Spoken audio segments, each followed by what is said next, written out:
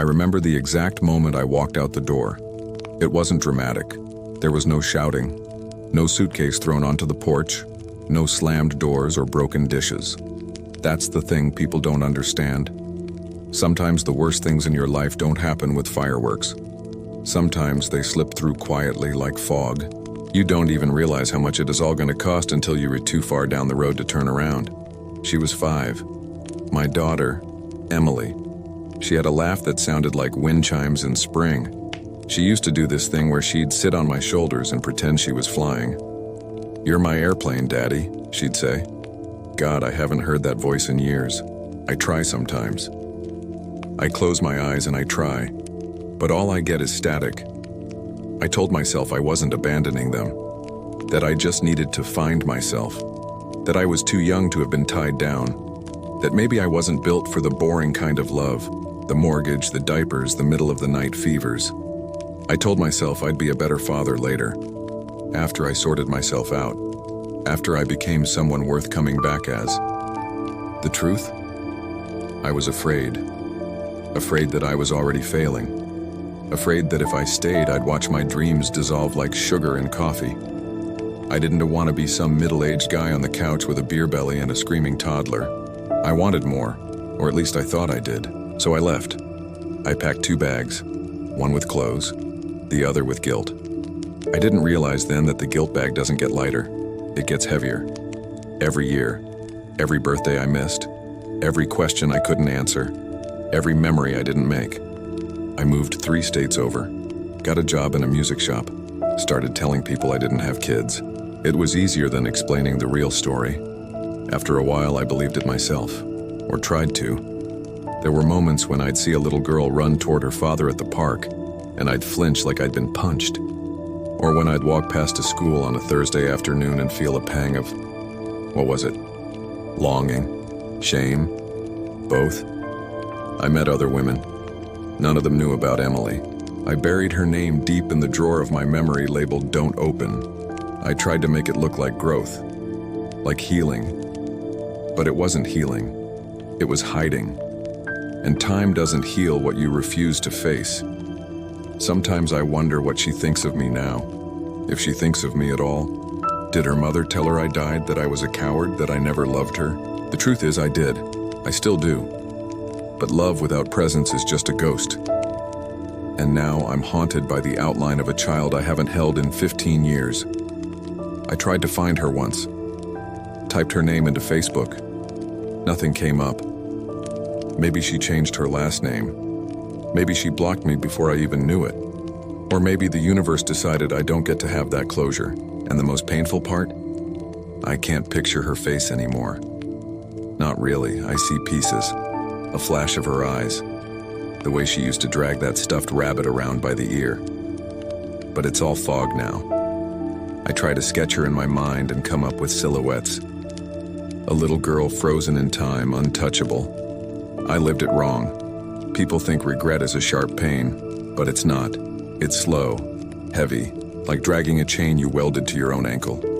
And some mornings I wake up and reach for something I don't even remember losing. That's the worst part. It's not that I let go, it's that now I don't even know what I lost. And I can't forgive myself for that.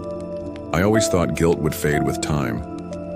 I believed, maybe foolishly, that if I just kept moving forward, kept my head down, started fresh in a new city, that eventually the ache would soften, that the image of my daughter waving goodbye would blur around the edges, that one day I'd wake up and not feel like half a person.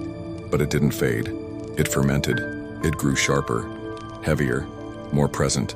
I'm 52 now, and in all the years since I walked out that door, I have not known peace. I live in what I call the ghost years, a strange kind of limbo. Not dead, but not really alive either. I go to work, I come home, I feed the cat, I take out the trash, but inside, nothing moves, nothing grows. The life I chose, or rather, the life I ran to, it's empty. It's all surface. I've got a decent job at a music store downtown. People think I'm funny, customers like me. I smile, crack jokes, talk about the weather. And then I go home to silence. No photos on the walls, no birthdays circled on the calendar, no one asking when I'll be home. There's a chair in my living room no one has ever sat in. I bought it on impulse. Maybe deep down I thought someone might visit, but no one ever has. I've had relationships, fleeting ones, women who stayed for a season, then drifted. I never told them about Emily, how could I?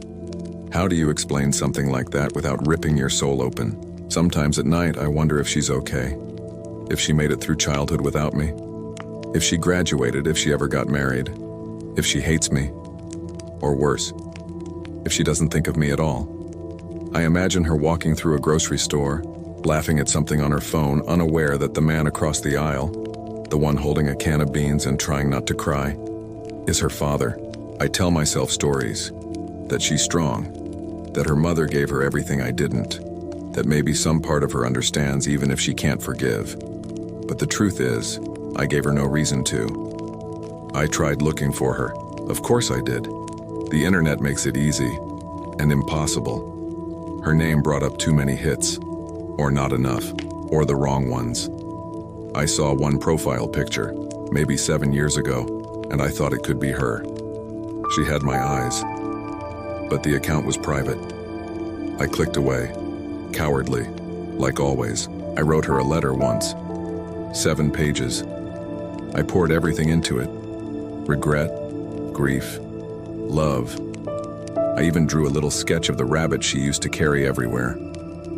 Mr. Tumbles, she called him. I wrote about the time she scraped her knee and insisted I use a superhero bandage, and how she asked me if I'd still love her if she turned into a frog. But I never sent it. It sits in the back of my desk drawer next to some old guitar picks and a key to a lock I no longer own. I take it out sometimes. I read it aloud, like she's in the room. Then I fold it up again and put it away, like the truth, like her memory. Some nights I try to picture her face, really picture it, but it's gone, replaced by a foggy outline of a little girl who hasn't existed in decades. It's like trying to hold water in your hands. No matter how hard you grip, it slips through. That's what gets me. Not that I left, but that now I can't even remember her. Not fully, not honestly, just fragments. I think that's the price. Not punishment from the outside world. No, that would have been easier. The real punishment is this: living in a world where the one person I should never have forgotten is the one I can't clearly remember, and it's all my fault. People say, it's never too late, that you can always make things right. But sometimes, it is too late. Some bridges collapse. Some apologies come too cold, too late, too empty. I don't expect forgiveness. Not anymore. I don't even expect to be remembered. I just wanted to carry her with me, for her to live in my memory, even if I could never be in hers. But now all I have are shadows, echoes. The worst kind of ghost is the one you made yourself.